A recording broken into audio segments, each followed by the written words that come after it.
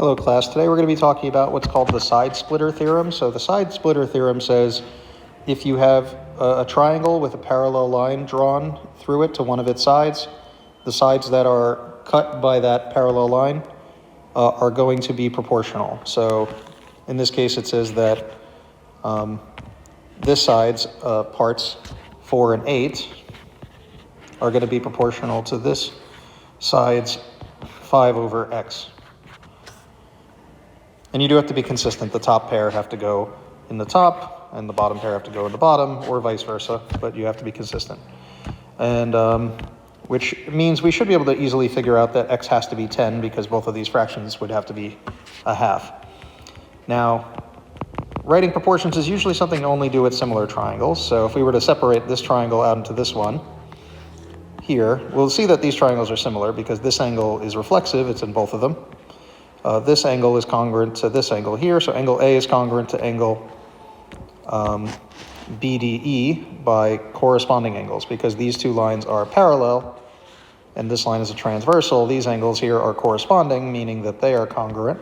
So we have AA. So these triangles are congruent, and we can write a proportion for their corresponding sides, which would be 12 over 4 is equal to 5 plus x over 5. If we solve for this, we should get x is 10, just to verify that this theorem worked. So if we cross multiply, we get 60 equals 20 plus 4x. By subtracting the 20 to the other side, we get 40 equals 4x. And by dividing both sides by 4, we get x equals 10. So that should verify that that is the correct measurement. So 10 does work here. Now, a reason to why this formula just works is to create a third similar triangle. And we're going to do that by taking this side here and drawing a side that's parallel to this one. So now we have here a parallelogram. Now these angles are going to be congruent by corresponding angles given these two parallel lines. And again, these angles were congruent already based on the corresponding angles using these two lines. So these two triangles are also corresponding. And because this is a parallelogram, that makes this x. So we managed to make a third similar triangle to these, whose measurements were 8x, and it was also similar, so 8 and x.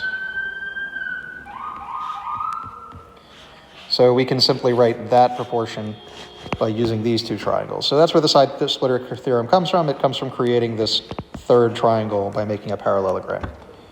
So it's the proportion of one side along the parallel, it's the proportion of the two sides which are intersected by the parallel line are equal to the proportion of the sides, the other side that are split by the parallel line. That's called the side splitter theorem. So if I have a triangle and I draw a parallel line to one of the sides, and this was x and this is y and this is a and this is r, we can write x over a equals y over r and try and solve for the missing variable. Now we're going to get into another theorem called the angle bisector theorem. The side splitter theorem you will see on the Delta Math assignment that was assigned. It's due next Wednesday. But you should try and do it early. The angle bisector theorem is not on the Delta Math assignment. So we will actually write a proof for this one. But it says that if you have a triangle and one of the angles, in this case angle B, is bisected, so it's cut into two congruent angles by a line segment, that the sides on one side of the angle bisector will be proportional to the sides on the other one. So 2 over 3 will equal 4 over x, meaning x has to be 6 in this case. So it's helpful for finding a missing piece of a side when you have an angle bisector. Now that's, again, kind of random because if you look at these triangles closely, they're actually not similar. So there has to be some other justification for why you're allowed to write this proportion.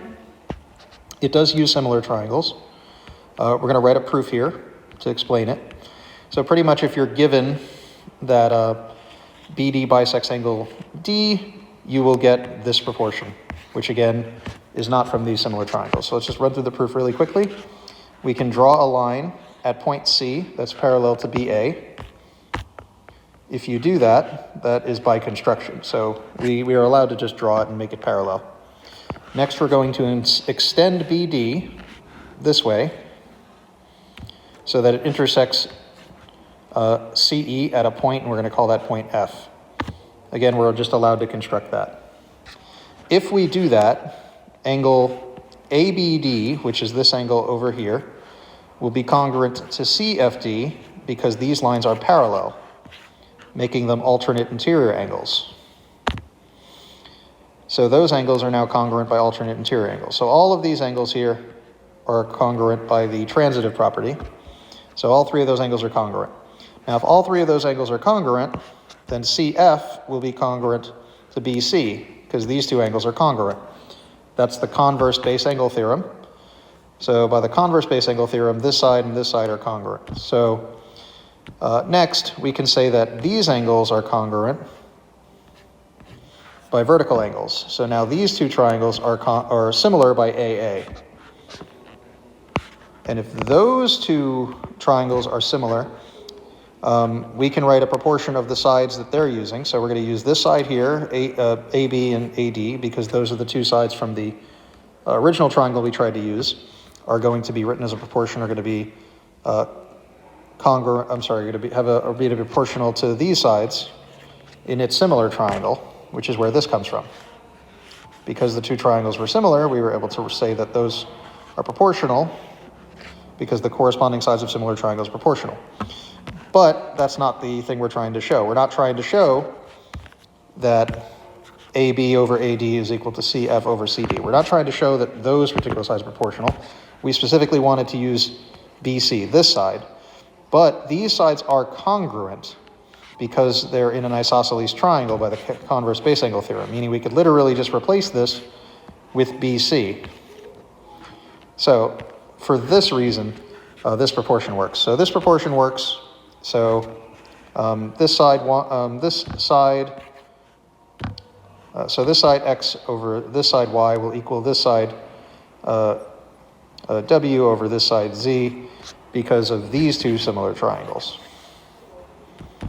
So hopefully that was somewhat clear that it's not just a made-up formula, but the basic idea is you have a triangle, you bisect one of the angles. Let's say we bisect this angle over here, making these the same. If this is 5 and this is 4 and this one is 8 and this is x, we can find that that one has to be 10 because 5 over 4 will equal x over 8, and for this fraction to be equivalent to that one, x has to be 10.